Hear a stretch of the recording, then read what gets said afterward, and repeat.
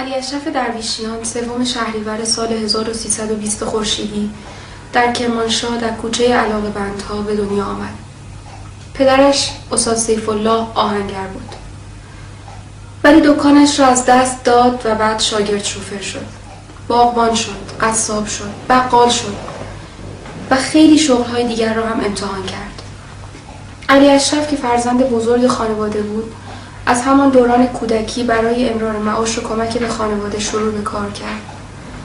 او 6 ساله بود که در دکان ریختگری دایی بزرگش شاگردی می‌کرد. مادرش زهرا سیگار قلم می‌زد و مادر بزرگش بیبی خیاط بود. بیبی اولین کسی بود که او را با افسانه‌ها و قصه‌های عامیانه آشنا کرد. موضوعاتی که در جامعه‌ام رخ می‌داد یا در جهان و من دل من را به درد می آورد، تا وقتی به صورت داستانی درش نمی آوردم و نمی خواندمش آرام نمی شدم.